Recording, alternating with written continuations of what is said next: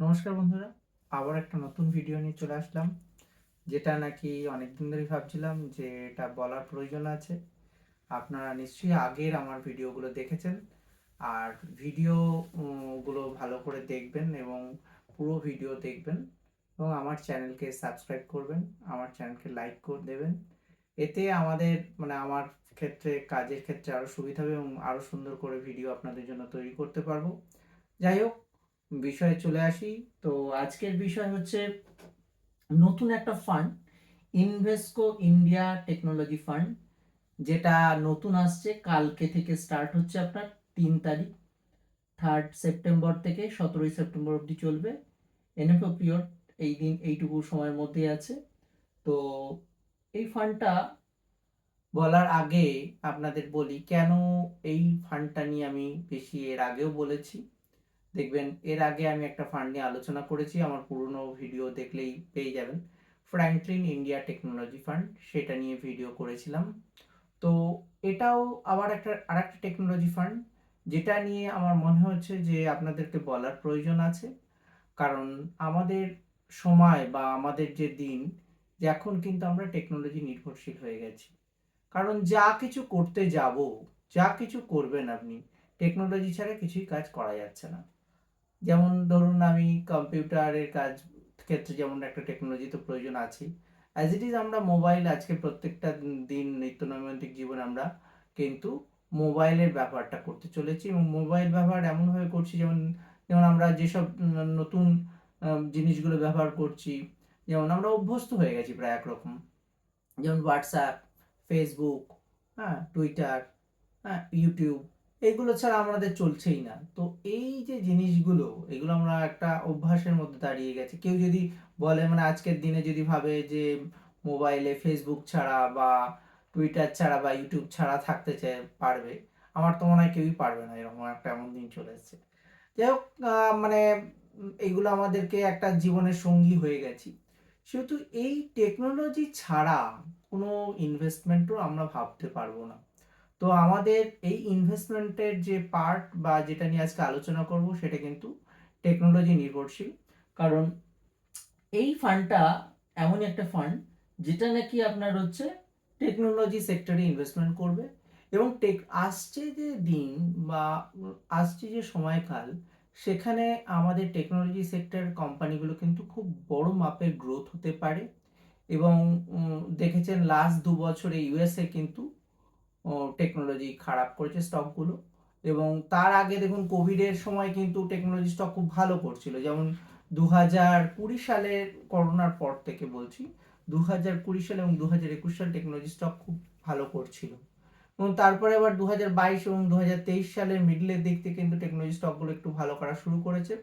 24 সালে মোটামুটি চলছে, তবে এখনো যে সেক্টরের যে অবস্থা, সেটা কিন্তু আমার হিসাবে বলছে এই সেক্টরে কিন্তু ইনভেস্টমেন্ট করার মতো অবস্থায় আছে।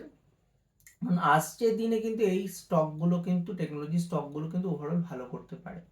তো এইটা এমন একটা ফান্ড, যেখানে নাকি আপনার সমস্ত কিছু মেশানো আছে।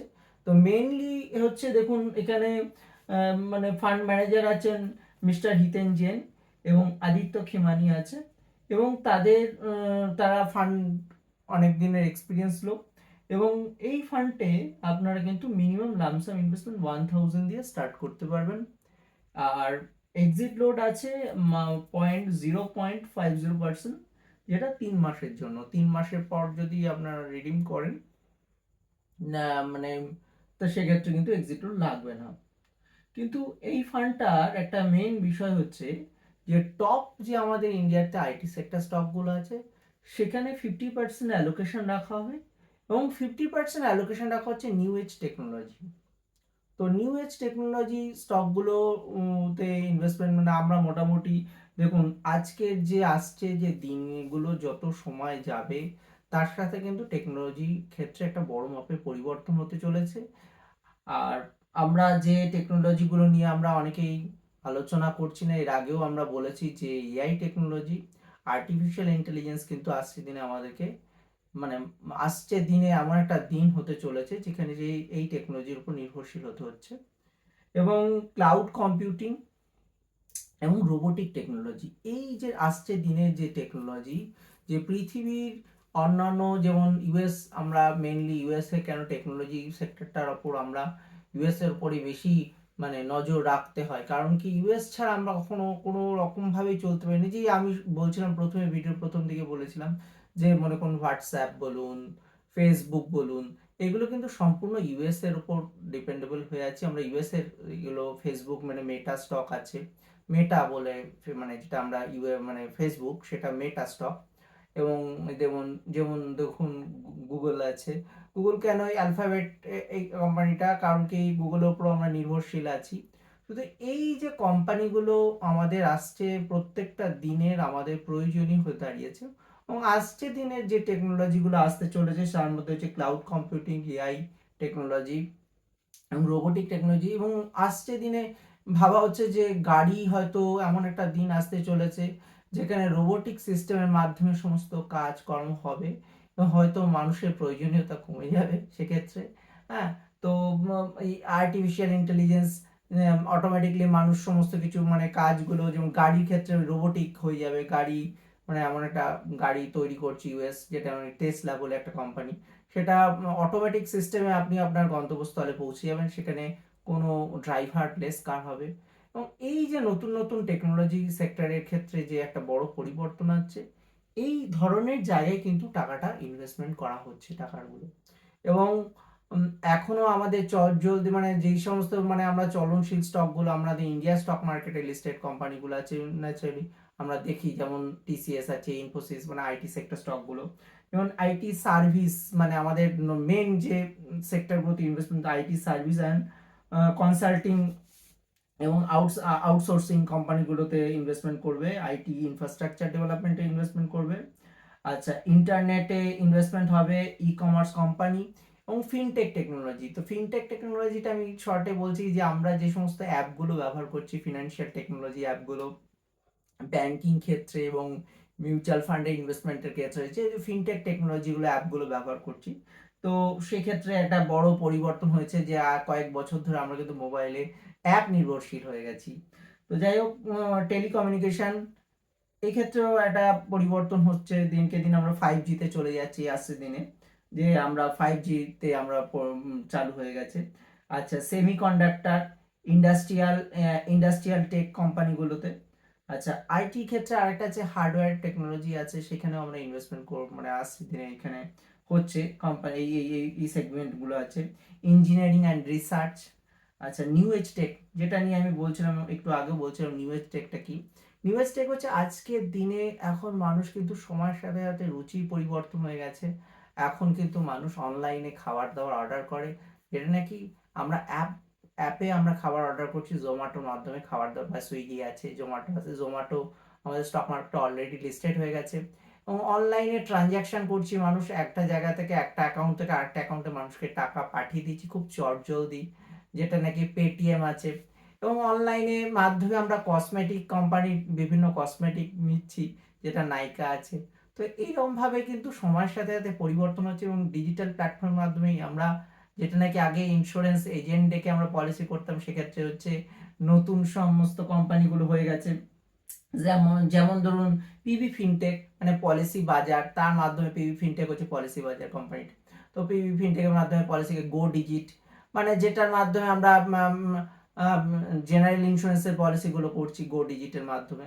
তো এই যে পরিবর্তন হয়েছে আমাদের টেকনোলজি সেক্টর, মানে আমরা অনলাইনে গিয়ে বা আমরা অ্যাপের থ্রুতে আমরা এই ইনভেস্টমেন্টের কথা ভাবছি। তো এই যে আস্তে আস্তে ধীরে ধীরে যে টেকনোলজি নির্ভরশীল হয়ে গেছে, ম্যাপ মাই ইন্ডিয়ার মাধ্যমে আমরা ম্যাপ খুঁজবো, অর্থাৎ আমরা যেখানে যাব সেটাও গন্তব্যটা ঠিক স্থির করছি। তো এই টেকনোলজি স্টকগুলোতে ইনভেস্টমেন্ট হচ্ছে আমাদের এই ফান্ডের মাধ্যমে। এবং এই ফান্ড ম্যানেজারের যে চিন্তা ভাবনা রেখেছে, তো ফান্ড ম্যানেজার মেনলি হচ্ছে 40% লার্জ ক্যাপ স্টক এবং 40% মিড ক্যাপ স্টক এবং স্মল ক্যাপে 20% এক্সপোজার রাখা হচ্ছে। আর এমনি তো এমনি যে সমস্ত চটজলদি মানে আমরা যে সমস্ত স্টকগুলো ইন্ডিয়া স্টক মার্কেটে দেখি, যেমন টিসিএস, ইনফোসিস, এই ধরনের স্টকের ক্ষেত্রে 50% ইনভেস্টমেন্ট হবে। এবং যেগুলো নিউ এজ টেকনোলজি স্টকগুলো আছে, যেগুলো নাকি আমি দেখবেন আমার বোর্ডের মধ্যে লেখার চেষ্টা করেছি, জোম্যাটো আছে, নাইকা আছে, পেটিএম আছে, আচ্ছা ম্যাপ মাই ইন্ডিয়া আছে, পিভি ফিনটেক আছে, গো ডিজিট আছে। তো এই ধরনের স্টকের মধ্যে 50% এক্সপোজার রাখা হচ্ছে এই ফান্ডে। আর যেটা নাকি ফান্ড ম্যানেজারের ভিউ অনুসারে ফান্ড ম্যানেজার যেটা বলেছেন সেটা হচ্ছে এই ফান্ডে কিন্তু কিছুটা টাকা ফরেন ইকুইটিতে ইনভেস্টমেন্ট হবে, এবং কিন্তু এটা হয়তো মানে এই মুহূর্তে ফান্ড ম্যানেজার করতে পারছেন, কারণ না করতে পারছেন না কারণ কি একটা আরবিআই রেস্ট্রিকশন আছে। ভবিষ্যতে এরকম রেস্ট্রিকশন যদি উইথড্র করে না হয় সেক্ষেত্রে কিন্তু এই ফান্ডে কিন্তু ফরেন ইকুইটিতে ইনভেস্টমেন্ট, মানে যেগুলো নাকি আমরা ধরাছোঁয়ার বাইরে, মানে আমাদের দেশে বসে আমরা ইনভেস্টমেন্ট করতে পারবো না, সেই ধরনের স্টকগুলোতেও ইনভেস্টমেন্ট আমাদের টাকা করা যাবে। এবং এটা খুব সামান্য টাকা ইনভেস্টমেন্ট করেছে, মাত্র 1000 রুপিস লামসাম দিয়ে ইনভেস্টমেন্ট করা যাচ্ছে, ফলে সবার জন্য ওপেনলি ইনভেস্টমেন্ট হবে এবং ফান্ডটা। আর ফান্ডের তারিখ হচ্ছে 3 সেপ্টেম্বর টু 17 সেপ্টেম্বর অবধি চলছে। যেহেতু এই ফান্ডটা আসছে দিনে ভালো করতে পারে, যেহেতু টেকনোলজি ক্ষেত্রে যেহেতু ইউএসটা অনেকটা ইউএস এর উপর নির্ভরশীল থাকে, টেকনোলজি মানে লাস্ট ধরুন গত 2 বছর ধরে ইউএসএ কিন্তু মার্কেটটা অতটা ভালো করেনি, এবং ইউএস যদি ভালো করে তাহলে কিন্তু আমার টেক স্টকগুলো ভালো করবে, এবং সেক্ষেত্রে আর্নিং তাদের আসবে, এবং আর্নিং আসলে স্টক প্রাইস বাড়বে। ওভারঅল আশা করি এইটুকুনি ছোট্ট ভিডিও করেই আমি আজকে সংক্ষিপ্ত ভিডিও কমপ্লিট মানে শেষ করলাম। ভালো থাকবেন, সুস্থ থাকবেন, ধন্যবাদ। এবং আমার চ্যানেলকে অবশ্যই আপনারা কিন্তু লাইক করবেন এবং শেয়ার করবেন। আশা করি আমার চ্যানেলে আপনারা বিভিন্ন মন্তব্য রাখবেন, এতে আমার কিন্তু ভালো লাগবে। নমস্কার।